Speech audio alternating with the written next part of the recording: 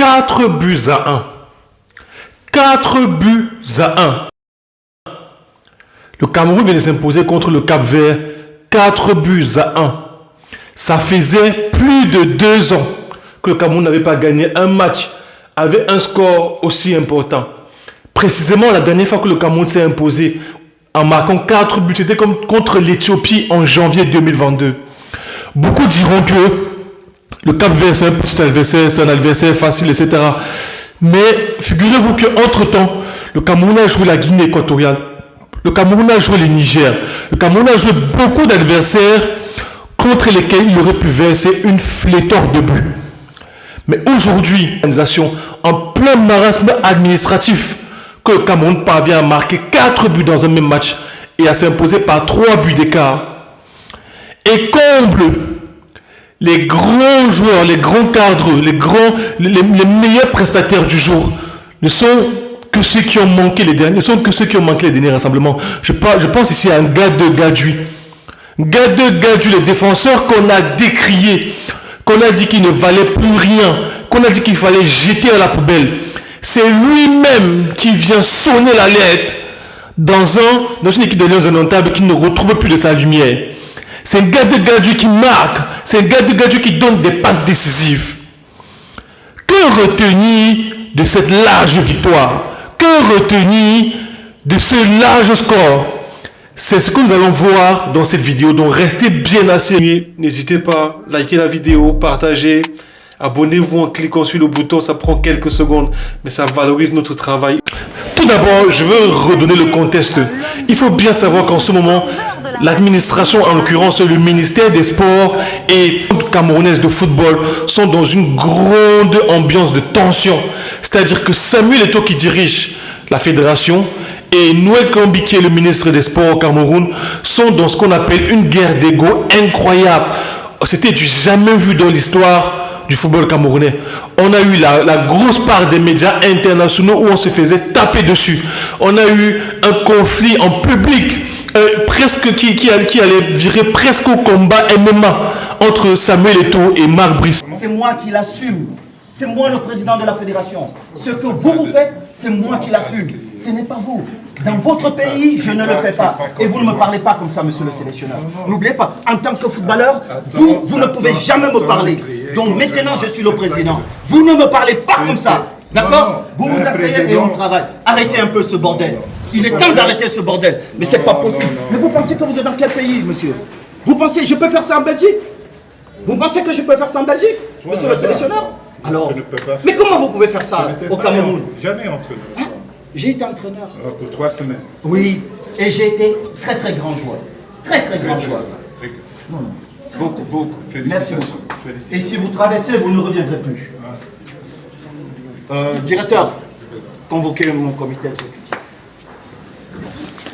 Et donc dans cette tension, il a fallu les hautes instructions, entre guillemets, comme on dit au Cameroun, c'est-à-dire l'intervention de la présidence pour redistribuer un peu les cartes. Et aujourd'hui, on a donc bien eu un Samuel Eto'o qui était sur le stade de football. On a bien eu l'ensemble des Camerounais qui ont rempli Fondena, l'historique stade Omnisport, pour assister à cette rencontre entre le Cameroun et le Cap-Vert. Guichet fermé, tous les billets sont partis comme des petits pains, sous ambiance de tension. Et le Cameroun s'est finalement imposé par le score de 4 buts à 1. C'est incroyable. Depuis 2 ans, le Cameroun n'avait pas marqué 4 buts à une équipe, comme ça a été le cas aujourd'hui. On a eu un doublé du revenant Vincent Aboubakar, qui confirme qu'il est le meilleur attaquant des Lions indomptables depuis Samuel Eto'o. On a également eu un but de Gadju, qui avait été mis à l'écart sous toutes les surprises lors de la dernière Coupe du Monde et qui depuis n'avait plus été rappelé avec les Lions indomptables, notamment par Rigobert, son ancien coach. Donc il a fallu que Marc Brice revienne pour appeler Ngado Gadju, comme par hasard, en pleine tension avec Samuel Eto'o. Comme quoi, les rumeurs qui disaient que la mise à l'écart de Ngado Gadju n'avait rien à voir avec Samuel Eto'o peuvent aller se refaire. Et pour finir, on a eu un but de Nour Tolo, le joueur emblématique, l'emblème du Fight Spirit chez les Lions indomptables, qui a marqué son premier but avec la sélection. Dans ce contexte, est-ce qu'on peut dire que les Lions indomptables se sont sentis dégagés avec un Carlos Baleba qui était incroyable sur la pelouse, qui a confirmé tous les espoirs que les Camerounais mettent en lui. Il faut préciser que durant les entraînements précédents, que ce soit Carlos ou que ce soit d'autres joueurs, Zambo, Aguissa, étaient intervenus face à la presse pour dire que l'ambiance était tout à fait détendue et que toute la politique qui se faisait à côté ne les touchait pas. Mes amis, c'est vraiment particulier. C'est vraiment crucial de comprendre ce qui se passe actuellement chez les Lions Indomptables. Et tous ceux qui ont fait du football, tous ceux qui ont pratiqué du football, tous ceux qui suivent l'actualité du football depuis des années, savent très bien que la réalité du terrain ne ment pas. La réalité du terrain ne ment pas. Cela signifie que vous pouvez être en conflit, vous pouvez être en train de négocier votre salaire, vous pouvez être souvent en tension avec le coach, vous pouvez faire toutes les grimaces que vous voulez. Tant que vous répondez sur le terrain, vous serez toujours à l'abri de toutes sortes de vacarmes. Aujourd'hui, en répondant présent, les Lions Indomptables, plus que jamais, ont donné raison, la raison du moment, la raison de la tendance, ont donné raison à Mabris.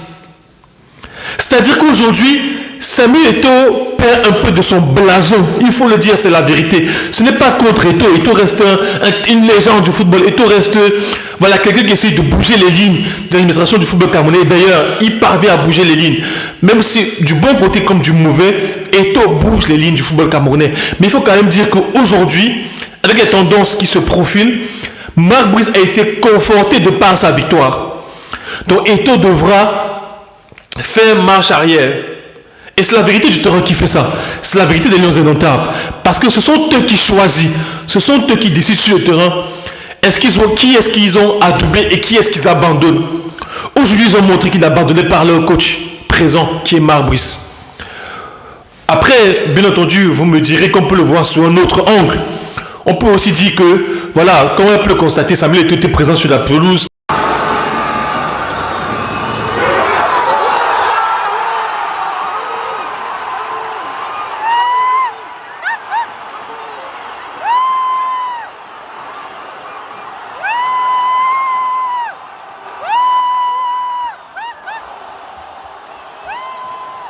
Samuel Eto'o a célébré la victoire de chaque but des Lions Indomptables. On peut aussi dire que les Lions Indomptables ont choisi d'abandonner toutes sortes de prises de parti pour se concentrer uniquement sur le football, pour le plaisir des fans, pour le plaisir des Camerounais. C'est un autre angle de vue. Mais quoi qu'il en soit, la question revient sur la table. Est-ce que les Lions Indomptables, est-ce que Michael Gadji a envoyé un gros stop à Samuel Eto'o en disant « Ok, vous m'avez mis à l'écart, mais je suis là pour vous prouver que j'ai encore du jus à donner. J'ai encore faim. Je peux encore prouver. » Quoi qu'il en soit, il a garanti sa place pour les prochains matchs, pour les prochaines échéances des Lions Indomptables. Donc, que pensez-vous de ce qui s'est passé aujourd'hui sur la pelouse? Comment avez-vous trouvé la prestation des Lions Indomptables? Comment avez-vous trouvé surtout la tactique, surtout la mise en place de Marc Brice? Et pour finir, pensez-vous que Samuel Eto'o retiendra la leçon de ce qui s'est passé aujourd'hui? Est-ce que Samuel Eto'o est abandonné à la fois par les Lions Indomptables, mais aussi par le coach Marc Brice?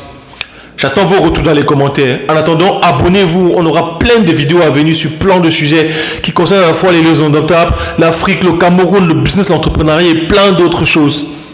Allez, merci. Tchuss.